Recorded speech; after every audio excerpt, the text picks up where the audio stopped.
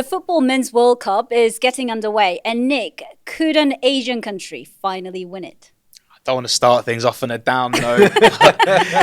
Probably not, but there are loads of Asian teams playing. I think it's 10 in total, including New Zealand, Japan, South Korea, the big powerhouses out in East Asia. Goes all the way to Western Asia, Iran, Iraq, and countries like that. So if you like Asian football, brilliant, loads to follow. But they're up against a big competition. They are. I mean, we're all optimists here. We would all love to see an Asian team go far in the competition. But what they're up against, European teams, Latin American teams, they have so much history, so much legacy, that it really does play into the strength of their national teams in today. So it sounds like it's not just about the teams, but also about broader football culture of each country that's playing into it. So we're asking, what will it take for an Asian country to one day win on football's biggest stage? As always, I'm Mariko in Singapore, and this is Asia Pacific from the BBC World Service. Twice a week, we bring you Asia Pacific stories, unpacked by those who know them best. So our chief presenter, Steve Lai, have been appointed by me personally as our resident football correspondent. Welcome back. Yeah, thanks. I started life as a sports presenter, so, returning to my roots. Indeed. And before Steve even joined the BBC, Nick Marsh, our business reporter, used to be, or still is, the go-to person for everything sport-related news stories. Welcome back to the pod. Thank you, Mariko. Mainly football, I have to say. And rugby as well. Not so much in the rugby, maybe compared to you. Yeah. Yeah. But I'm a business reporter, but I'm a very big football fan as well. And you're also in charge of the Bureau's sweepstake of the World Cup. Yeah, we're looking forward to the draw. Yeah, in charge of the money. Yeah. Good luck with that. Let's bribe him and try to win that. So I understand this year's World Cup is the biggest in terms of the number of teams. So 48 of them, up from 32 for the last few decades. As you can tell, for those of you listening, I'm in bright red and white, representing, cheering for Samurai Blue, the Japanese national team. Also South Korea qualified as well from this part of the world. Does this mean an Asian country has a better chance of winning, Nick Marsh? Well, the short answer is probably no. Based on what Mariko's wearing, come on, man. No, I'm sure they're going to take great inspiration from this. Might even call you up, actually. Who knows? There are more Asian teams, that's true, because it's a bigger tournament, of course. Asian teams have been doing better and better. With every World Cup, we've seen some really good performances from Japan. They beat Spain, they beat Germany in the last one. South Korea, famously, when they hosted it, went all the way to the semi-finals as well. So there's talent in Asia. And we're talking about South Korea and Japan. They're the two powerhouses, really. But if we're talking about winning it, it's a different kettle of fish, don't you think? Yeah, it's really tough. I mean, you can have like a one-off good performance. You can have a big upset. A lot of the underdog stories that a lot of the neutrals get behind, especially this part of the world, want to see Japan do well or South Korea do well. I remember when South Korea knocked out Germany, and it was incredible to see, Son Heung-min go clean on goal to make it 2-0 in that game, and everyone had like really high expectations, high hopes, but they were soon knocked out after. Yeah. So having one good performance or claiming one big scalp is one thing, but going all the way to the end of a tournament, you're playing up to 8 matches, and it's tough. I stay optimistic, but I also understand. Tell me the phrase, the Asian Confederation. So when in the football terms, when we say Asian countries and a record number of countries from Asia, what does it mean? Which countries are we talking about? We're talking about the whole of Asia. So the whole geographic definition of Asia. So that includes Southeast Asia, where we are, East Asia, China, South Korea, Japan. That includes the Middle East. So countries like Saudi Arabia, you've got Iraq, who have qualified. Iran, Qatar, exactly. So, the whole confederation, it's the biggest in the entire world. Traditionally, the best teams have come from either the very east or the very west. Would that be fair to say? Yeah. Iran have been, featured in the World Cup quite a few times. Yeah. Japan, obviously, sort of the strongest Asian team. I mean, they're ranked 18th in the world in the FIFA rankings, which is really good for an Asian team. And actually, recently, there's one more country that we haven't mentioned that is Asian in a football sense. That's Australia. Yeah. So Australia are geographically Oceania. but they were playing against teams like American Samoa and Fiji and, Tuvalu, and frankly, destroying them. They're too big, too good at football. So they actually asked to be part of the Asian Confederation in order to challenge themselves more, to play against better teams, and they've also qualified as well. And speaking of Oceania, New Zealand. Yeah. Well, that's the sort of the impact or the knock-on effect of Australia moving out. Yeah. Is that New Zealand has now become the dominant force in that region, and they have now found themselves, on the plane, or they're there already, competing in the World Cup. I think first time in 16 years that they're going to be there. Yeah, so it's pretty exciting for these smaller nations. This expanded format gives more nations a chance to take part in one of the biggest sporting event in the world. I mean, there's obviously a lot of buzz in North America where this World Cup is being hosted. Obviously, in Europe, it's huge. But what about in terms of like fans in Asia? I know you guys are like all over it, but in terms of time zone, like, wouldn't you have to get up in the middle of the night to watch the games? Or the early morning. Yeah. This is the freshest you're going to see us for a while, I think, to be honest. Like, it's going to be a tough one. It is. I mean, the matches, we're based here in Singapore, and the matches are going to be taking place from midnight here in Singapore all the way through the morning up until 12 lunchtime. There's matches as well during the group stage. So yeah, there's going to be a lot of tired people in Asia, but I don't think it's going to stop fans from watching and enjoying it. One of the BBC sports podcasts, More Than the Score, actually interviewed the captain of South Korea's national team, Song Hyun-min, and this is how he characterized his team's chances. Leading these global tournaments, it comes like, feels like it's a dream come true again. So it doesn't matter how many World Cup you played. It is just as a footballer's dream. So being part of representing your country is always a big thing. So everything is possible. I wouldn't say where we should just stop. So we just want to keep going as much as we can. So obviously it takes a lot of energy, a lot of sacrifice, and but we gotta do everything right to be successful. So that was Song Hyun-min saying that everything is possible for the South Korean team. But judging from what you guys said, despite what he said, despite how I feel, you don't think there's much of a chance for Japan, South Korea to win the tournament? Hey, I think we all would love to see it. I would love to see Song Hyun-min lift a trophy. I mean, his club career didn't lift as many as he would have hoped. But, he's 33 years old. The South Korean team's going through a bit of a transition as well. But, they've got more players playing in European leagues than they have before. Japan as well. A lot of most of their squad play in some of the biggest leagues in the world. So they have been getting better. But as they get better, it's not like other teams are standing still. So, the European teams, South American teams are all getting better. The African teams are getting better. So it's a really hard thing to improve relative to everybody else. Yeah.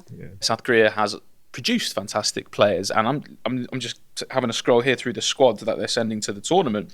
I'm looking at flags from England, Germany, Netherlands. You've got players at teams like Bayern Munich and Paris Saint-Germain, and playing in these European leagues has definitely improved the level, and it's the same can be said for Japan as well. And that's also credit to their domestic leagues, which are pretty well attended, pretty well funded. They've got proper academies in place. There's a culture, essentially, of being a young kid, boys and girls, thinking, this could be a viable career path. And they collaborate with the schools, they collaborate with the universities, the facilities are improving. In these domestic leagues, become feeders to the top European leagues. That's not where they want to be in the long term. Obviously, no country wants to be there in the long term, but it shows you that they are producing top quality players. Just to talk on what Nick was mentioning when it comes to Japan in particular, they've been developing the grassroots game for decades. We talked about this with Neil in a previous podcast about football, well worth a watch to anybody that hasn't seen it, which really sort of went into the details about how Japan's approach is so much different from other Asian countries that have really gone from a top-down approach of lifting the ceiling, if you like, of just throwing in, spending big money, whether it's the Chinese league or the Saudi league, bringing in big known players to raise the profile of the league, but that doesn't from the outside. But that doesn't help, the young kids coming up and to grow the game. And you need like a critical mass of, thousands and thousands of young players that can play and love the game and grow with the game. And then it sort of whittles down as you go higher up and older until you get the actual cream of the crop to then have your national team be able to compete on the global stage and go toe to toe with these big European countries or these big South American countries? I mean, I think I remember growing up in Japan, there's a anime or manga about football. And then even though I wasn't a huge follower of football, J League, the domestic league in Japan, you just kind of have to have your favorite team, even though you don't necessarily understand all the rules, just so that you can have a conversation with your friends. So I think all of that helps. But you talked about China. So China invested a lot of money in football, and yet year after year they failed to qualify. Also Southeast Asian countries, none of them managed to make it this year. So what's the difference between China in comparison to South Korea and Japan, in addition to what Steve was talking about? I mean, there's a lot of reasons for it. I did a bit of reporting on it not long ago, and you can boil it down to basically the political structure is different in China. The Communist Party essentially runs everything. Whether that's directly or indirectly. So there's a bit of a top-down approach when it comes to that, when it comes to selecting coaches, when it comes to how clubs are run, when it comes to who's entitled to funds and who isn't, that sort of thing. Basically, that kind of grassroots culture that so many countries in Europe thrive from, and in South America as well, where basically you spend your free time playing sport, playing football, a lot of the time, that's just what you do. Everyone gives it a go. Everyone has a go, and then the best gets selected, and you say, in the best, and then the best, and the best to the top of that pyramid. Then you've got, truly elite athletes. It doesn't really happen so much in China. The number of players, even though China's well over 1 billion people, the number of players, and I don't want to get this wrong, but it's less than the UK, which has a population of about 70 million. Yeah. We're talking amateur here, right? So it's a numbers game to a certain extent, and clearly culturally, and whether that's because of politics or whether because of history, it's just not seen as a thing to do with your spare time and to dedicate money and time and resources into. It's interesting to think about like how long these different countries have been doing this. Like if you think about China or Saudi Arabia more recently, or some of the Asian countries, it's in measured in the decades. But these European countries or South American countries have been part of the World Cup since the 1930s. They're going back a long time where the infrastructure has been put in place. It's interesting to make a comparison with the women's game. Like Japan have won the Women's World Cup back in 2011. And, in the decades past, they had put all this grassroots investment in place in the women's game, both in Japan and China as well. And they were able to compete more and more on a level playing field with the big Asian powerhouses, or the USA, for example, that the women's team is really good. And they beat the USA in that 2011 World Cup. And it just because when they were starting, all the other nations in women's football were also starting at the same time. So they weren't playing catch up quite so much. And when that playing field is a bit more level, then you see the results also become a bit more level. It's a really good point about this level playing field, and you can even extend it into looking at how a country like China has managed to achieve in other sports. For example, the individual sports in the Olympics, whether that's, weightlifting or some, athletics and things like that, doing really well, right? Coming off in second, third, or whatever, maybe top in the list in certain regards, because you can put targeted money into that. It's easier to target, a specific sport where individuals will just be able to hone their abilities to the top, and you're going to get a gold medal at the end. Football is a bit more of an organic process, and football, the playing field just isn't anywhere near as level. We talked about Malaysia a couple of months ago in that episode where, let me get this right, they got into trouble for submitting doctored birth certificates to FIFA to bring in 7 foreign players into the team. Obviously, they were fined and those players got suspended.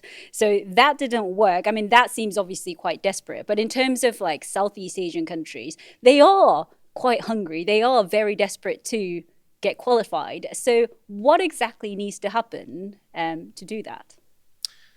Well, again, How long do we have? There's passion for football here. There's talent.